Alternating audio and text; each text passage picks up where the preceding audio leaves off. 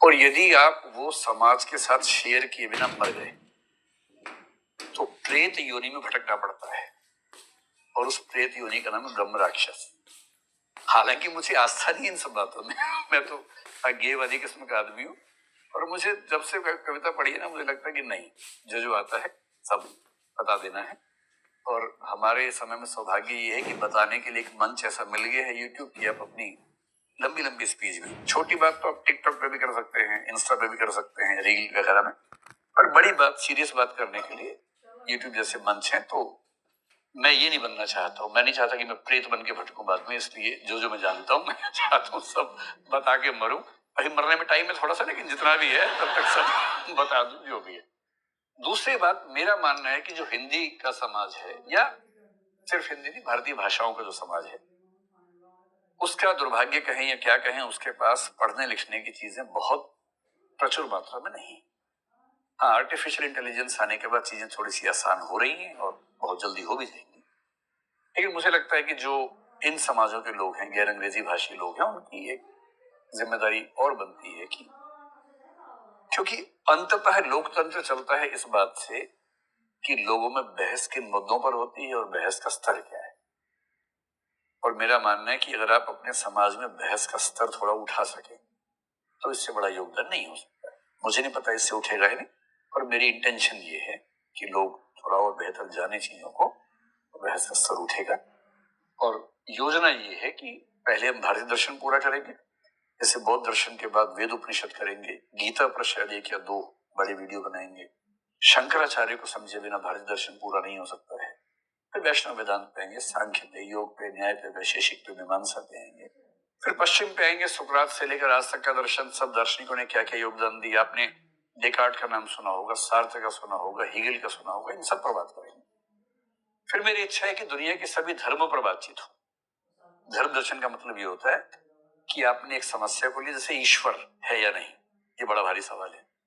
इस पर दुनिया के सारे धर्मों का स्टैंड क्या है, सारे दार्शनिकों का स्टैंड क्या है, सारे वैज्ञानिकों का स्टैंड क्या है, उन सबको जोड़ के समझना कि आज तक की हमारे ज्ञान की स्थिति कहां पहुंची है, इसको बोलते हैं धर्म दर्शन। ये उसके बाद करेंगे। और सोशल पॉलिटिकल फिलोसफी चौथा हिस्सा है, जो हम साथ साथ करेंगे, जैसे समानता, स्वतंत्रता, न्याय, ये सब उसके हिस्से। समानता और न्याय में आरक्षण जैसे एक समस्या मानी जाती है, तो एक पूरी सीरीज उस पर कि भारत में जो हमने पॉलिसीज बनाई वो कितनी सूटेबल है। तो ये सब करना है, और जितना भी समय बचा हुआ है, तो बौद्ध दर्शन को समझने की चुनौतियों में पहली चुनौती ये कि बुद्ध ने बहुत स्पष्ट उत्तर बहुत सारे मामलों में दिए नहीं। एक शब्द है अव्याकृत, जिसको हम अगली क्लास में विस्तार में समझेंगे। इसका मतलब ये है 10, 12 या 14 ऐसे प्रश्न हैं जो सबसे बुनियादी सवाल है, और बुद्ध से जब उनका जवाब पूछा गया, बुद्ध ने कहा कि इन पर कुछ नहीं कहा जा सकता, इन पर चुप रहना ही ठीक है। क्यों चुप रहना ठीक है? क्या उनको जवाब नहीं आता था? तो बौद्ध लोग ये मानते हैं कि उनको जवाब आता था, लेकिन ये ऐसे प्रश्न हैं जिनका उत्तर सामान्य भाषा में, व्याकरण की भाषा में दिया जाना संभव नहीं है। अव्याकृत यानी व्याकरण की भाषा में इनका जवाब देना संभव नहीं है। अब अगर बुद्ध ने बहुत बुनियादी कुछ सवालों के जवाब दिए ही नहीं, तो सीधी सी बात है कि आपको बौद्ध दर्शन पढ़ने में, समझने में दुविधा तो होगी ही, और बात के लोगों को भी दिक्कत होगी। फिर जब बुद्ध जाने वाले थे, जब बुद्ध 80 साल के हुए, उनका जाने का समय आया, उनका जो निकटतम दोस्त था या सहचर था या सचिव था, उसका नाम था आनंद। आनंद ने उनसे एक बार नहीं कई बार कहा कि अब आपका जाने का समय है, तो बेहतर है कि जाने से पहले कुछ स्पष्ट निर्देश देकर जाएं कि बाद के लोगों को क्या करना। तो बुद्ध ने साफ साफ कहा कि मैं कोई निर्देश देकर नहीं जाऊंगा, और मैं चाहूंगा, मतलब मैं पैगंबर नहीं बनना चाहता हूं कि जो मैंने कह दिया फाइनल है। मैं उस रास्ते पे जाना ही नहीं चाहता। कोई निर्देश नहीं, एक ही निर्देश है, और वो है धम्म। धम्म को अपने मन में धारण करो, और उसके आधार पर जो उत्तर तुम्हें सूझे उस उत्तर को मानो। ना पुस्तकों को सम्मान देना है, ना मुझे सम्मान देना है, उस विचार को सम्मान देना है। और ये बात कितनी गहरी है, अगर आपको 2 उदाहरण से मैं समझाऊं। कुछ दिन पहले मैंने एक पोस्ट पढ़ी फेसबुक पर, जो एक ऑस्ट्रेलिया के बौद्ध भिक्षु के बारे में थी। एक पत्रकार ने उससे कहा, अगर मैं आपके त्रिपिटक को, त्रिपिटक बौद्धों की धार्मिक किताब का नाम है, अगर मैं आपके त्रिपिटक को कमोड में डालकर फ्लश कर दूं तो आप क्या करेंगे? उकसा रहा था उसको, तो आप क्या करेंगे? उसने कहा कुछ नहीं, मैं प्लम्बर को फोन करूंगा और कहूंगा कि फ्लश चोक ना हो जाए, आप ठीक कर दीजिए। पत्रकार बोला और त्रिपिटक के लिए क्या करेंगे? बोले कुछ नहीं। बोले आपके पास जो बुद्ध की मूर्ति है, अगर मैं इस मूर्ति को पटक के गिरा दूं, तोड़ दूं, तो आप क्या करेंगे? बोला कुछ नहीं, मैं झाड़ू ला के सफाई कर दूंगा ताकि मेरे कमरे में धूल ना रहे, कंकड़ ना रहे, किसी के पैर में चुभ ना जाए।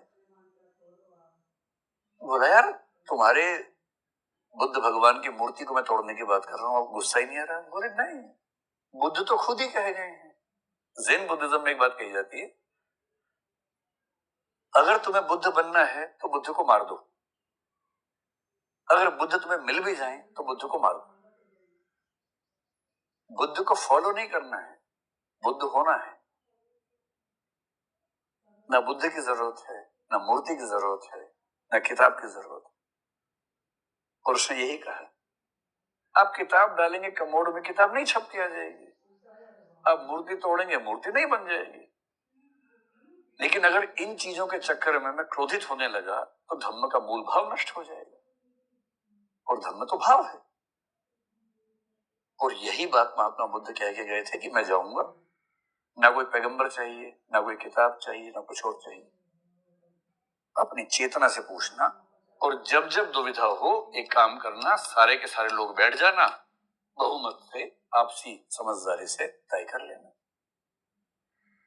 अंत में मरते मरते कुछ लोगों ने कहा कुछ तो बता के जाइए, तो बोले अपदीपो भव, अपने दीपक स्वयं बनो।